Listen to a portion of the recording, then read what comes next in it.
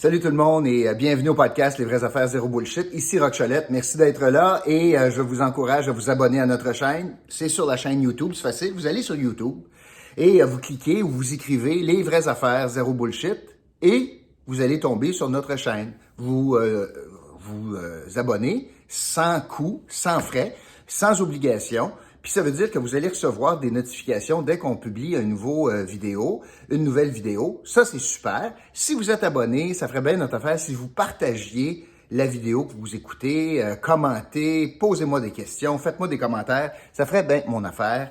Et ça nous permet, dans le fond, de poursuivre ce qu'on fait. Puis l'objectif de ces podcasts, c'est de vous donner, dans le fond, un éditorial parlé. C'est comme si je suis un éditorialiste dans un journal. Je suis payé pour vous dire ce que j'en pense et c'est ce que je fais depuis le début. Ça fait maintenant, écoute, quand même pas mal de jours là, qu'on fait ça, plus d'un mois, puis les choses vont très bien. Vous êtes nombreux à être abonnés, à partager, fait que c'est très encourageant.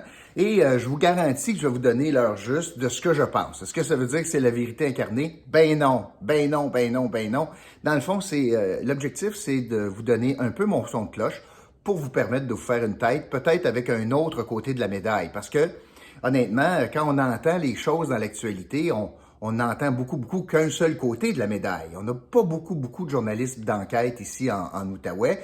Puis, on n'a pas beaucoup de journalistes qui poussent pour avoir l'autre côté de la médaille. Alors, c'est un petit peu le rôle que je me suis donné, un peu votre chien de garde pour vous montrer l'autre côté des choses.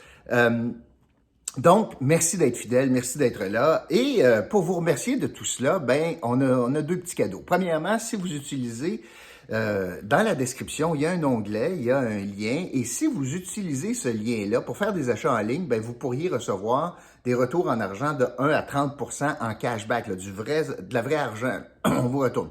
T'achètes quelque chose de 100 $ en ligne, il n'est pas impossible que tu reçoives un chèque de 30 pièces. C'est quand même extraordinaire.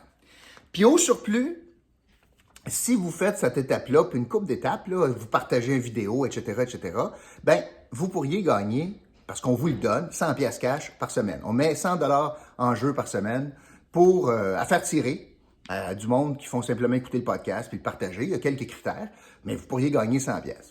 Quand même pas pire. De la vraie argent, là. On vous dépose dans votre compte. Ça va? Aujourd'hui, je veux vous parler d'une histoire qui devrait nous épeurer, avoir froid dans le dos. Et c'est l'histoire d'un homme qui a été arrêté injustement à Montréal la semaine passée et qui a retrouvé sa liberté hier au palais de justice. Et son nom, c'est M. Camara. C'est un étudiant de haut niveau à Polytechnique à Montréal. Il étudie au doctorat, il enseigne. C'est un Africain. Dans l'histoire, d'habitude, je fais pas ça, là, mais dans l'histoire, c'est important de vous dire qu'il est noir. Et ce gars-là, donc, je vais vous raconter l'histoire, mais a été arrêté et hier, toutes les accusations ont été abandonnées. Donc, c'est l'histoire, comprends-tu, de l'erreur sur la personne. On a fait une mauvaise identification d'un suspect, puis la conséquence de ça, il a passé 6 jours en dedans, il a vu son nom sali, il a été suspendu de ses jobs, puis on s'aperçoit 6 jours plus tard, c'est pas le bon gars. Il y a beaucoup de questions à se poser, en lien notamment avec le profilage racial de la police. D'ailleurs, une des raisons pourquoi je vous en parle, c'est parce que c'est pas étranger à Gatineau, où on a récemment 2 policiers qui ont été reconnus coupables, ou en tout cas ont été condamnés à payer 18 000 pièces de compensation pour avoir justement procédé à une arrestation d'une personne de couleur sans vraiment justification, fait 18 000. Et surtout, le maire de Gatineau, dans ce dossier-là, s'est excusé du bout des lèvres, pour tout de suite dire « Oui, mais on a beaucoup amélioré les affaires. » J'espère. Alors, je vous raconte l'histoire, puis ça devrait vous inquiéter, parce que ça pourrait vous arriver à vous. Vous avez moins de chance si vous êtes un blanc qui s'appelle Tremblay que si vous êtes un noir qui s'appelle Camara. Je vous l'accorde. Mais ça pourrait vous arriver, ça pourrait m'arriver, ça pourrait arriver à tout le monde. Alors, voici l'histoire. Puis, il y a plein d'affaires qu'on ne sait pas encore. Fait que je vous raconte ce qu'on a su là, dans les médias. Puis, fait qu'il y a un gars qui conduit un auto, un véhicule jeudi passé à Montréal, puis il a un cellulaire dans la main. Il se fait arrêter par le policier. Le policier va à l'auto, donne une étiquette de 500 quelques pièces. Bon. Et là, ça se complique. En retournant à son auto, semble-t-il, l'histoire, ça serait que le policier se fait attaquer par derrière avec un bâton. Il s'effondre. Et là, ça se brasse. Et là, à un moment donné, c'est pas clair comment ça se passe, mais l'individu qui fait ça se ramasse avec le pistolet, le fusil du policier. Là, pas drôle, là. Fait que là, le gars, il est tout seul, il se fait attaquer, il se fait désarmer, ou il a perdu son pistolet, ou d'une certaine façon, le gars se ramasse avec le fusil des mains. Là, le policier se lève, puis il part à courir, comme un film, là. Puis là, il se cache dans une maison. Bon, là, tout à coup, des renforts arrivent, puis envoient donc. Et là, notre ami, M. Camara, il est toujours sur la scène, lui, là. Lui, il est arrêté pour un ticket cellulaire au volant. L'histoire semble dire même c'est lui qui prend son téléphone puis appelle le 911 pour dire « Hey, il y a un gars qui se fait frapper ». Les policiers, eux autres, comprennent ou concluent que, dans le fond, c'était pour faire diversion. M. Camara, il est sur les lieux, et parce que le policier qui s'est réfugié dans une maison aurait dit « Écoute, je me suis fait attaquer par le dernier gars que j'ai arrêté. » Puis c'est lui le dernier gars que j'ai arrêté. Fait que là, les policiers font ni un ni l'autre. Ils l'arrêtent, l'amènent au poste. Puis là, j'ai rien à faire là-dedans. Non, c'est toi. Bon, hey, accusé de tentative de meurtre. Parce que il s'est fait pourchasser, le policier. Puis il y a eu des coups de feu tirés en plus. Fait que, en passant, on n'a jamais trouvé l'arme. M. Camara, il n'y a pas d'arme avec lui, là, OK? Fait qu'il se fait arrêter, il se fait mettre en dedans. Puis là, le processus perdure. Audience pour remise en liberté, c'est refusé. Et on se ramasse hier, 6 jours plus tard, détenu. Et là, la direction des poursuites criminelles et pénales décide de retirer toutes les accusations parce que on aurait découvert, dans ce 6 jours-là, que grâce aux caméras de Transport Québec, on a vu que finalement, il n'y avait pas 2 véhicules, le véhicule de la police puis de M. Camara. Il y avait 3 véhicules. Il y avait un 3e véhicule qui se serait joint au groupe. Puis dans le fond, il n'y a plus assez de preuves pour s'assurer d'accuser convenablement l'individu. Et on le relâche. Vous savez, dans notre système, c'est comme assez l'ultime. Quand on prive quelqu'un de sa liberté, c'est le châtiment ultime. Avant, il y avait la peine de mort. Mais là, le châtiment ultime dans notre société, là, quand tu es rendu au bout, la dernière chose qu'on peut faire là, pour te punir, là, c'est de t'incarcérer. Lui, il est incarcéré 6 jours. Ça veut dire que ça a pris 6 jours parce qu'ils l'ont regardé 2 fois, la vidéo de Transport Québec. C'est pas comme si quelqu'un, 6 jours plus tard, est arrivé avec une vidéo sur un téléphone en disant « Hey, attendez, là, regardez moi ce que j'ai là, là. » Non, c'est une caméra qui était facile à identifier, statutaire, fixe, Transport Québec. Les policiers ont accès à ça 24 heures par jour. Mais ça a pris donc 2 visionnements, puis ça a pris 6 jours pour qu'on découvre que, ouais, on a un 3e véhicule.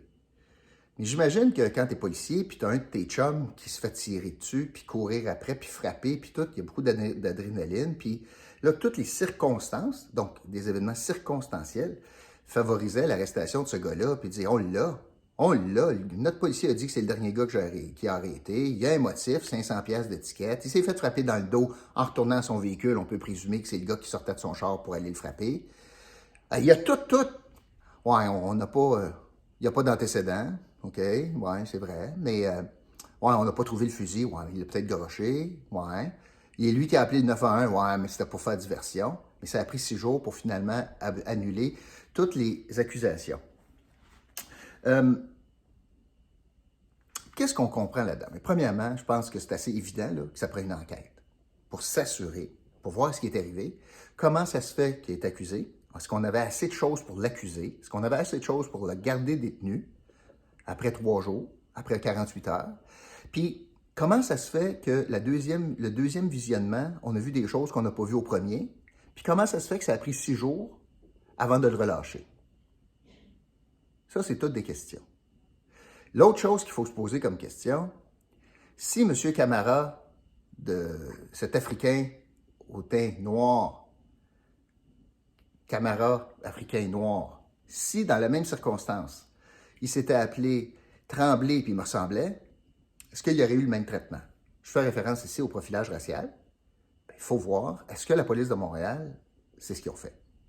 Est-ce que, on se casse moins le pompon parce que ça a du bon sens que ce soit lui? Puis ce qui est vrai à Montréal, je vous le prouvais tantôt, ça a été vrai à Gatineau, c'est probablement vrai encore, quelque part au Québec. Je ne pense pas qu'on s'est débarrassé de ça, c'est un fléau. C'est un vrai problème. Il faut donc aller au fond de ces choses-là. Puis on ne peut pas juste, et le gouvernement du Québec a une responsabilité, la Ville de Montréal a une responsabilité là-dedans. L'autre constat que l'on doit faire, et j'en parle souvent, c'est que nous sommes dans un état de droit. Et il y a une grande différence entre accuser quelqu'un et reconnaître quelqu'un de coupable. Et nous autres, au Québec, on fait l'économie de cela souvent. On passe vite à « Ah, il est accusé, fait qu'il est coupable ». Attention, on en a plein de circonstances où est-ce qu'il est accusé, puis finalement, il n'est pas coupable pantoute.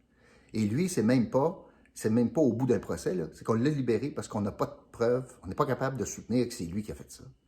Alors, il faut juste être prudent quand on saute sur la gâchette très rapidement, quand quelqu'un reçoit une accusation de quelque chose.